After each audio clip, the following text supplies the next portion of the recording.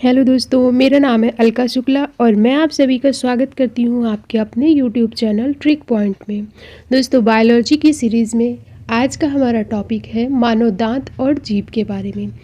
आज की वीडियो में हम मानव दांत और जीभ के बारे में पढ़ेंगे। पिछले वीडियो में हमने पाचन तंत्र कंप्लीट किया था, डाइजेस्टिव सिस्टम, और मानव दांत भी पाचन तंत्र का ही भाग है। इसे हम अलग से कवर कर रहे हैं। पहले हम मानव दांत और जीभ के बारे में पढ़ेंगे, उसके बाद प्रीवियस ईयर क्वेश्चन भी लगाएंगे। तो आप लोग प्रीवियस ईयर क्वेश्चन जरूर अटेम्प्ट करें। चलिए शुरुआत करते हैं सेशन की। तो सबसे पहले बात करते हैं दांतों का अध्ययन क्या कहलाता है। दांतों के अध्ययन को क्या कहते हैं? तो ओडोंटोलॉजी कहते हैं। दांतों के अध्ययन को ओडोंटोलॉजी कहा जाता है। और हमारे दांतों का निर्माण कैसे हुआ है? तो कठोर ऊतक से हुआ है, यानी हार्ड टिश्यू से हुआ है। हमारे दांत बने हैं हार्ड टिश्यू से। तो ये टिश्यू क्या है? तो हमने कोशिका वाले चैप्टर में पढ़ा था कि हमारा शरीर कई सारी कोशिकाओं से मिलकर बना है। शरीर की सबसे छोटी इकाई है कोशिका, और बहुत सारी कोशिकाओं से निर्माण होता है टिश्यू का, यानी ऊतक का। तो ग्रुप ऑफ सेल से निर्माण होता है टिश्यू का, और टिश्यू से निर्माण होता है अंग का, और अंग से निर्माण होगा अंग तंत्र का, और अंग तंत्र से बनेगा जीव। ये हमने कोशिका चैप्टर में डिस्कस कर लिया था। तो शरीर की सबसे छोटी इकाई है कोशिका, और ग्रुप ऑफ सेल को कहते हैं टिश्यू। ठीक है, और टिश्यू से ही निर्माण हुआ है दांतों का, यानी हार्ड टिश्यू से दांतों का निर्माण हुआ है। और दांतों को नुकसान कौन पहुंचाता है? तो फ्लोरीन की अत्यधिक मात्रा दांतों को नुकसान पहुंचाती है। ठीक है, तो हमने जाना दांतों के अध्ययन को ओडोंटोलॉजी कहते हैं, और दांतों का निर्माण हुआ है हार्ड टिश्यू यानी कठोर ऊतक से, और दांतों को नुकसान पहुंचाता है फ्लोरीन की अत्यधिक मात्रा। अब हम बात करते हैं दांतों की संरचना की। दांतों में मुख्य रूप से दो संरचना पाई जाती है, इनेमल और डेंटाइन। दांत की सबसे ऊपरी परत जो होती है इनेमल कहते हैं, और इसके नीचे वाले भाग को, जो नीचे वाली परत है, उसे डेंटाइन कहते हैं, जो कि तंत्रिका से जुड़ी होती है। तो ऊपर वाले भाग को इनेमल कहते हैं और नीचे वाले भाग को डेंटाइन कहते हैं। ठीक है, ये चीज़ याद रखें कि दांतों की संरचना मुख्य रूप से दो संरचनाएं पाई जाती हैं, इनेमल और डेंटाइन, जिसमें कि ऊपर वाला पार्ट जो है उसे इनेमल कहते हैं, और दांत के उसके नीचे वाला जो पार्ट है उसे डेंटाइन कहते हैं, और डेंटाइन का संपर्क सीधे तंत्रिका से होता है। ठीक है, इनेमल क्या है? तो इनेमल यह शरीर का सबसे कठोर पदार्थ है। इनेमल दांत का सख्त सफ़ेद बाहरी आवरण होता है। जो दांतों का बाहरी वाइट पार्ट दिखता है उसे ही इनेमल कहते हैं। यह अधिकतर कैल्शियम फास्फेट से बना होता है, जो एक चट्टान जैसा कठोर खनिज है। ठीक है, तो इनेमल क्या है? जो दांतों का सफ़ेद बाहरी आवरण होता है उसे इनेमल कहते हैं, और ये शरीर का सबसे कठोर भाग होता है इनेमल। तो यहाँ से क्वेश्चन पूछा जाता है कि शरीर का सबसे कठोर भाग क्या है? तो दांतों का इनेमल है। मैं लास्ट में आपको क्वेश्चन भी दिखाऊंगी, पूछा गया है। और इनेमल के नीचे होता है डेंटाइन। आप जैसे कि डायग्राम में देख सकते हैं कि ये ऊपरी पार्ट है इनेमल, और इसके नीचे ये जो पार्ट है ये है डेंटाइन। और डेंटाइन जो होता है ये सीधे, इसका संपर्क सीधे तंत्रिका से होता है, यानी नर्व से जुड़ा होता है। जब दांतों का ऊपरी आवरण अर्थात इनेमल घिस जाता है तो दूसरी परत खुल जाती है, डेंटाइन। फिर जब मुंह में कुछ भी हम ठंडा या गर्म पानी पीते हैं, या ठंडे गर्म के संपर्क में आने पर दांतों में जो झुंझुनाहट होती है वो क्यों होती है? क्योंकि डेंटाइन हमारे नर्व्स के साथ जुड़ा हुआ है, तंत्रिका के साथ जुड़ा होता है। तो इनेमल परत घिस जाने पर डेंटाइन के संपर्क में जब भी ठंडा गर्म चीज़ कुछ आएगा तो दांतों में झुंझुनाहट होगी, बिकॉज डेंटाइन जो होता है तंत्रिका से जुड़ा होता है, उसके संपर्क से होता है। ठीक है, तो जैसा कि आप इस डायग्राम में देख सकते हैं, ये दांतों की संरचना का डायग्राम है। इसका सबसे ऊपरी पार्ट है इनेमल, और इसके नीचे ये पार्ट है डेंटाइन। तो जब भी इनेमल घिस जाता है तो डेंटाइन पार्ट खुल जाता है, और जब भी ये डेंटाइन पार्ट जो है ठंडे गर्म के संपर्क में आएगा तो इसमें झुंझुनाहट होती है। तो आपने देखा होगा दांतों में झुंझुनाहट की समस्या इसी वजह से होती है। क्यों? क्योंकि डेंटाइन जो होता है ये तंत्रिका से संपर्क में होता है, इसी वजह से इसमें झुंझुनाहट होती है। अब आगे देखते हैं दांतों के प्रकार। तो हमारे मुंह में कितने दांत होते हैं? 32 दांत होते हैं। तो इन 32 दांतों को क्या क्या कहा जाता है, आइए जानते हैं। मान लो ये ऊपर का जबड़ा है, ये आप देख सकते हैं, ये ऊपर का जबड़ा है और ये नीचे का जबड़ा है। तो दांत ऊपर के जबड़े में पाए जाते हैं, जो वही दांत नीचे के जबड़े में भी होंगे। ठीक है, जो दांत ऊपर के जबड़े में है वही नीचे के जबड़े में है। जबड़े में जितने दांत ऊपर पाए जाएंगे उतने ही दांत नीचे पाए जाएंगे। तो दांतों के 4 प्रकार हैं। कौन कौन से? ग्रंथक, रदनक, अग्रचवर्णक और चवर्णक। जो कृंतक है इसे इंसीजर कहते हैं और इनकी टोटल संख्या होती है 8। जो आप ग्रीन कलर से देख रहे हैं दांत सामने के, ये ग्रीन कलर के दांत, ये हैं इंसीजर यानी कृंतक, और काटने के काम आते हैं ये दांत। तो इंसीजर के बगल में ही ये दांत है कैनाइन। कैनाइन दांत जिन्हें रदनक कहते हैं, और ये 4 दांत होते हैं, 2 ऊपर के जबड़े में और 2 नीचे के जबड़े में। इनका कार्य क्या है, तो ये चीड़ फाड़ करने का काम करते हैं।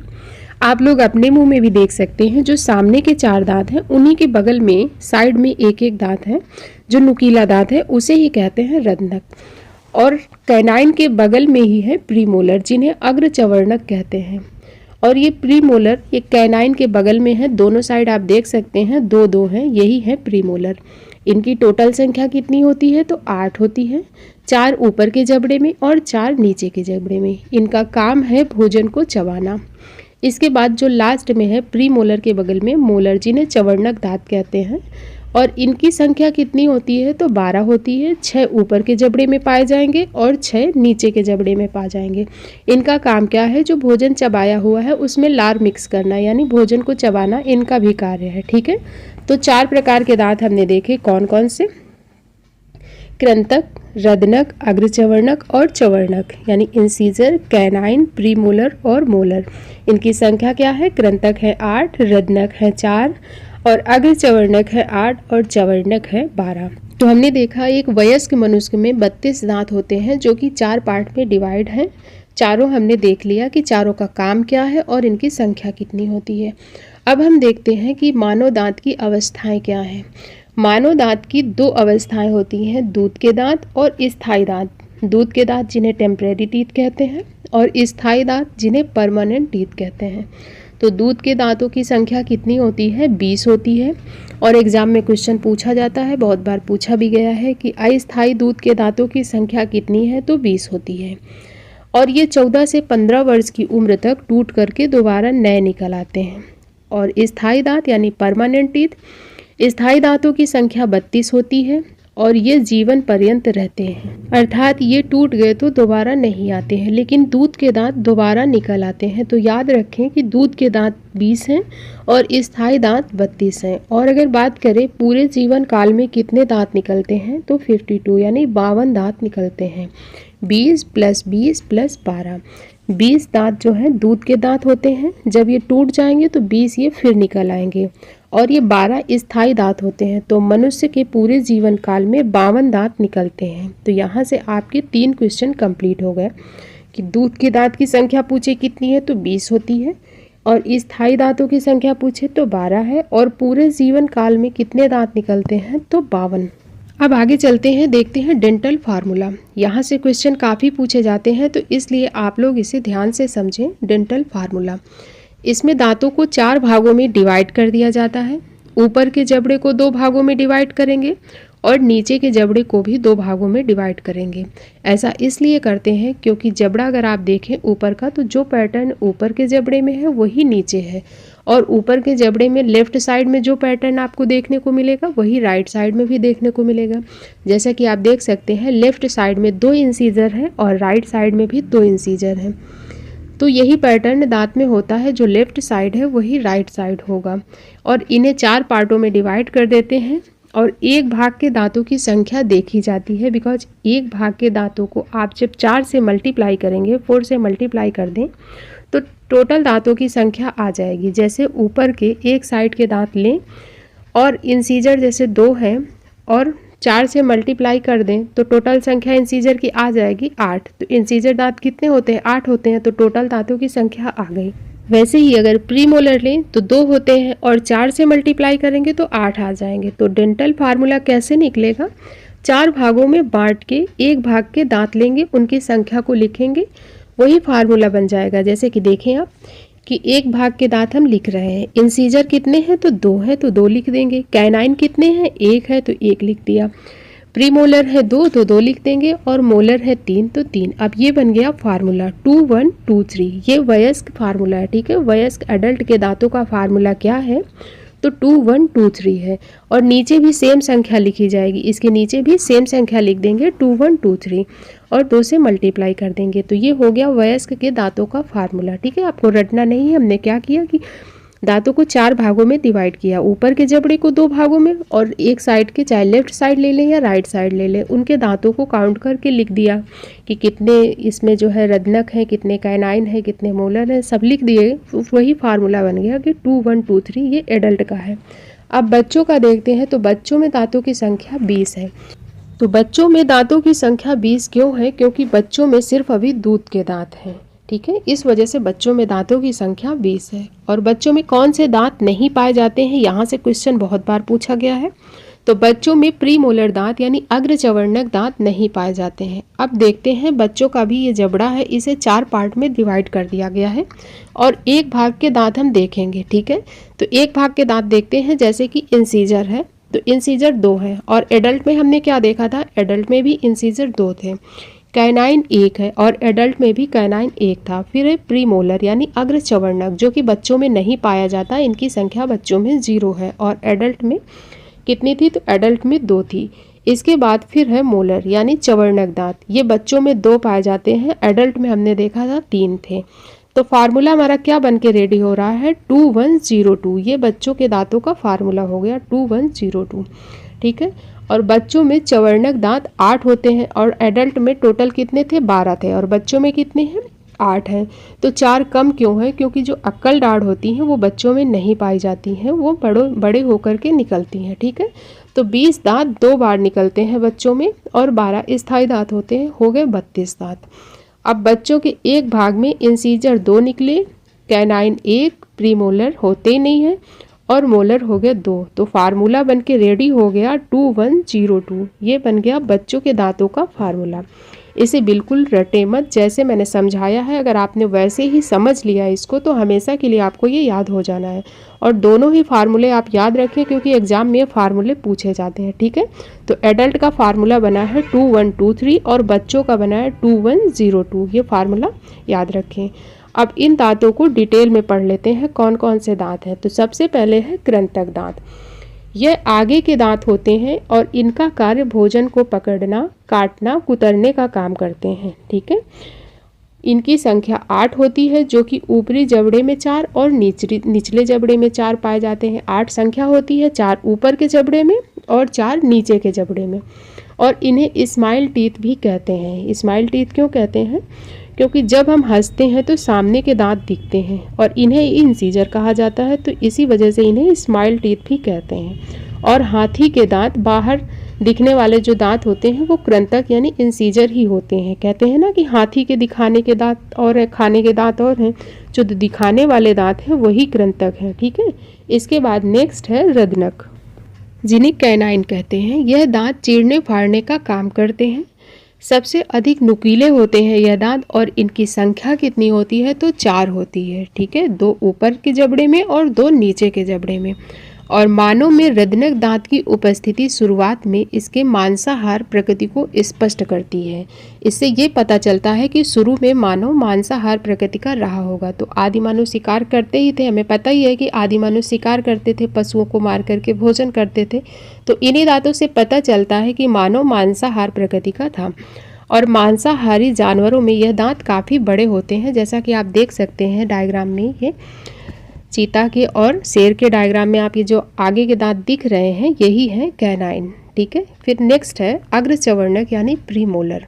भोजन को पीसने का काम करते हैं ये दांत और इनकी संख्या 8 होती है। 4 ऊपर के जबड़े में पाए जाते हैं और 4 नीचे के जबड़े में। यह दांत बच्चों में नहीं पाए जाते, जैसा कि हमने पीछे भी डिस्कस किया कि अग्रचवर्णक दांत बच्चों में नहीं पाए जाते हैं, बच्चों में यह अनुपस्थित होते हैं। इसके बाद फिर है मोलर यानी कि चवर्णक दांत। यह भोजन को पीसने के साथ लार मिलाने का कार्य करते हैं। जो भोजन पीस चुका है, चबा चुके हैं चवर्णक दांत, अब उनमें लार मिलाने का कार्य कौन से दांत कर रहे हैं? मोलर यानी चवर्णक दांत। और इनकी संख्या कितनी होती है? तो 12 होती है। 6 ऊपर के जबड़े में पाए जाते हैं और 6 नीचे के जबड़े में पाए जाते हैं। और अक्कल दाढ़ इन्हीं का भाग होती है। ये चीज़ याद रखें कि अक्कल दाढ़ जो होती है किन दांतों का पार्ट है? तो मोलर यानी चवर्णक दांतों का भाग होती है। और अब एक अवशेषी अंग रह गया है, यानी कि आने वाले समय में अक्कल दाढ़ नहीं निकलेगा। कई लोगों को तो अभी भी नहीं निकलता है। तो हमें एग्ज़ाम के पॉइंट ऑफ व्यू से आंसर याद रखना है कि मनुष्य में 32 दांत होते हैं और ये 4 प्रकार के होते हैं। चारों प्रकार हमने पढ़ लिया है कि कौन कौन से दांत कितने होते हैं, संख्या कितनी होती है और इनके कार्य क्या होते हैं। अब हम बनावट के आधार पर देखते हैं कि बनावट के आधार पर दांत कितने प्रकार के होते हैं। तो बनावट के बाहरी बनावट के आधार पर दांत 2 प्रकार के होते हैं। कौन कौन से? समदंती और विषमदंती। समदंती को बोलते हैं होमोडोंट और विषमदंती को बोलते हैं हेट्रोडोंट। तो पहले हम देखते हैं होमोडोंट क्या है, यानी समदंती जंतु जिनके जबड़े पर निकलने वाले सभी दांत एक ही प्रकार के होते हैं उन्हें समदंती कहा जाता है। जैसे कि कछुआ है, सांप है, मछली है, छिपकली है आदि है। तो अब आप बताइए कि मनुष्य समदंती है या विषमदंती है? तो मनुष्य विषमदंती है, क्योंकि हमारे दांत एक प्रकार के नहीं हैं। कुछ इंसीजर हैं, हमने पढ़ा भी कि कुछ इंसीजर होते हैं, कुछ कैनाइन होते हैं, कुछ प्रीमोलर और कुछ मोलर होते हैं। तो मनुष्य के दांत एक समान नहीं होते हैं, मनुष्य विषमदंती होता है। ठीक है, तो मनुष्य किस श्रेणी में आएगा? विषमदंती श्रेणी में आएगा। और समदंती में कौन होता है? कछुआ, सांप, मछली, छिपकली आदि। इसके बाद है विषमदंती। विषमदंती क्या है? तो जंतु जिनके जबड़ों पर विभिन्न प्रकार के दांत निकलते हैं उन्हें विषमदंती कहा जाता है। जैसे कि स्तनधारी। तो स्तनधारी किस श्रेणी में आते हैं? विषमदंती श्रेणी में आते हैं। मनुष्य किस श्रेणी में आएगा? विषमदंती में। मनुष्य के दांत विषमदंती होते हैं। तो हमने दांतों के बारे में पढ़ लिया है। अब हम आगे चलते हैं, जीभ के बारे में पढ़ते हैं। जीभ यह मांसपेशियों से बनी संरचना है जिस पर स्वाद कलिकाएं पाई जाती हैं। यह एक संवेदी अंग है जो कि स्वाद बताने का कार्य करती है। मनुष्य में टेस्ट बर्ड्स की संख्या लगभग 2000 से 8000 होती है और उम्र के साथ इनकी संख्या घटती जाती है। तो जो हमारी स्वाद कलिकाएं होती हैं जिनकी संख्या 2000 से 8000 के बीच होती है, तो जैसे जैसे उम्र बढ़ती है वैसे वैसे इनकी संख्या घटती जाती है। जो मध्य का भाग है वो किसी भी प्रकार के स्वाद का पता लगाने की क्षमता नहीं रखता है, अर्थात स्वादहीन होता है। ये चीज़ याद रखें, ठीक है, कि जो मध्य का भाग होता है यहाँ पर किसी भी प्रकार के टेस्ट का पता नहीं चलता है। तो क्वेश्चन भी बनता है यहाँ से, तो इसे ज़रूर याद रखें आप। तो अब इसे एक बार डायग्राम से देख लेते हैं और समझ लेते हैं कि जीभ के किस हिस्से में क्या स्वाद मिलता है। तो ये आगे का जो पार्ट देख रहे हैं आप, यहाँ स्वीट का पता यानी मीठे का पता चलता है कि आगे के इस भाग में मीठे का पता चलेगा। और जो ये साइड के दोनों भाग हैं, आप देख सकते हैं ये साइड के जो दोनों भाग हैं, यहाँ पर साइड के जो आगे वाला भाग है यहाँ पर नमक का पता चलेगा और पीछे वाले भाग में खट्टे का पता चलेगा। ठीक है, तो आगे के पार्ट में हमने देखा मीठे का पता चल रहा है और साइड के जो दोनों भाग हैं इसमें साइड के भी 2 भाग, मतलब 2 पार्ट में डिवाइड कर लो साइड के भाग को। तो आगे का जो भाग है उसमें नमक का पता चलेगा, नमक का टेस्ट आएगा और पीछे के भाग में खट्टे का टेस्ट आएगा। और जीभ का जो पीछे का भाग है, ये पीछे का हिस्सा है, इसमें कड़वाहट यानी कड़वे का टेस्ट मिलता है। ठीक है, तो ये जीभ के पार्ट हो गए। आगे हमें मीठे का टेस्ट पता चलेगा और साइड में आगे साइड नमक का पता चलता है, पीछे साइड से खट्टे का पता चलेगा। और पीछे साइड जो जीभ का ये पार्ट है यहाँ से हमें कड़वे का पता चलेगा और बीच का ये पार्ट जो है इस भाग में किसी भी स्वाद का पता नहीं चलता है। ठीक है, इस भाग में किसी भी चीज़ का टेस्ट नहीं आता है।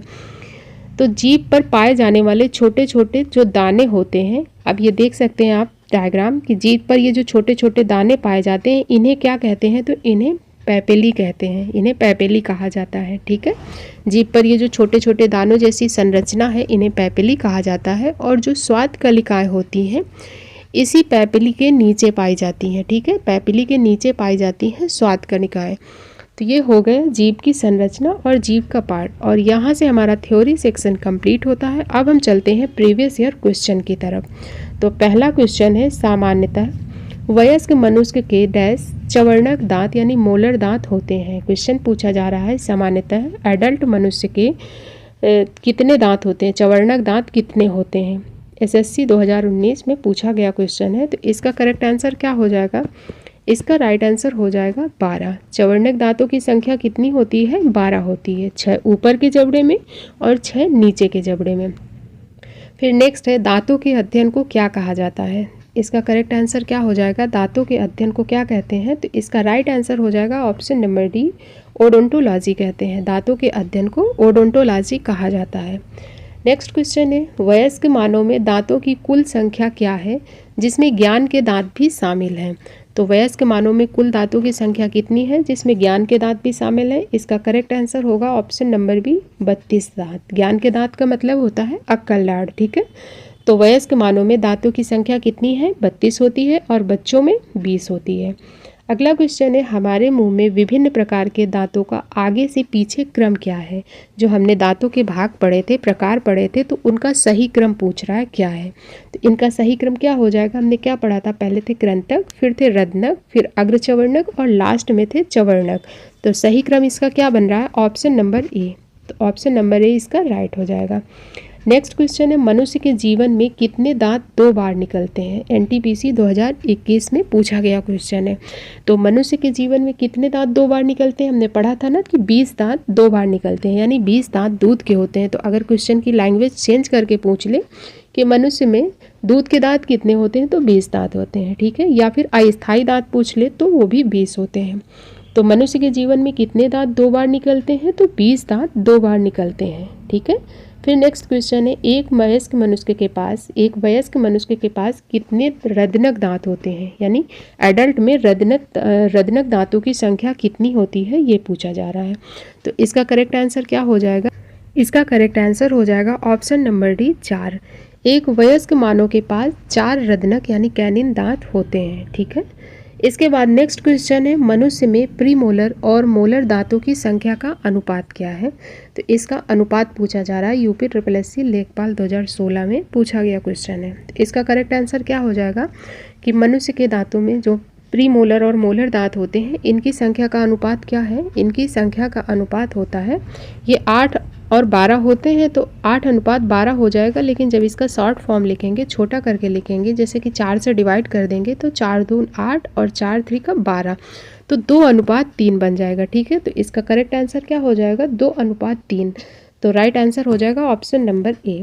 फिर नेक्स्ट क्वेश्चन है, मनुष्य के शरीर का कठोरतम पदार्थ कौन सा होता है? मनुष्य के शरीर का सबसे कठोर पदार्थ कौन सा है? तो करेक्ट आंसर हो जाएगा ऑप्शन नंबर ए, दांतों का इनेमल। राइट आंसर हो जाएगा ऑप्शन नंबर बी। फिर नेक्स्ट क्वेश्चन है, दूध दांतों का दंत सूत्र क्या है? दूध के दांतों का दंत सूत्र पूछा जा रहा है। तो इसका करेक्ट आंसर है ऑप्शन नंबर ए, 2102। हमने पढ़ा था 2102 दूध के दांतों का सूत्र है। तो राइट आंसर है ऑप्शन नंबर ए। फिर नेक्स्ट क्वेश्चन है, मानव जीव में औसतन कितने स्वाद बर्ड्स मौजूद होते हैं? इसका राइट आंसर हो जाएगा ऑप्शन नंबर ए, 2000 से 8000 के बीच। मानव की जीभ में औसतन 2000 से 8000 के बीच में स्वाद बर्ड्स मौजूद होते हैं, जो कि उम्र के साथ साथ घटते भी जाते हैं। जैसे जैसे उम्र बढ़ेगी इनकी संख्या कम होती जाती है। फिर नेक्स्ट है, संजय के मुंह में चीनी का टुकड़ा है, उसकी जीभ के किस भाग में टुकड़ा सबसे मीठा होगा? तो इसका करेक्ट आंसर क्या हो जाएगा? अग्रभाग में। हमने पढ़ा था कि जीभ के आगे वाले पार्ट में, अग्रभाग में मीठे का टेस्ट मिलता है। तो राइट आंसर क्या हो जाएगा इसका? ऑप्शन नंबर ए, अग्रभाग में। और अब है आज का लास्ट क्वेश्चन कि कड़वाहट के लिए मानव जीभ का संवेदनशील क्षेत्र है, यानी कड़वाहट का भाग जो है, कड़वाहट का पता हमें किससे चलेगा? तो जीभ के किस भाग से हमें कड़वाहट का पता चलता है? हमने डायग्राम में देखा था ना कि कड़वाहट का पता जीभ के हमें पीछे वाले भाग से पता चल रहा था कड़वाहट का। तो राइट आंसर क्या है? पीछे का भाग हो जाएगा। तो इसका करेक्ट आंसर है पीछे का भाग। हमने पढ़ा था जीभ के आगे के भाग में मीठे का पता चल रहा था, और जो साइड का भाग है उसे 2 भागों में डिवाइड किया था, एक आगे का एक पीछे का। तो आगे के भाग से नमक का पता चल रहा था, पीछे के भाग से खट्टे का पता, और जीभ के जो लास्ट का भाग था वहाँ से हमें कड़वाहट का पता चल रहा था, और जीभ के बीच के भाग में किसी भी टेस्ट का पता नहीं चल रहा था। तो इसी क्वेश्चन के साथ आज का सेशन कंप्लीट होता है, आज का वीडियो कंप्लीट होता है। वीडियो आपको कैसा लगा कमेंट करके ज़रूर बताएं। Thank you.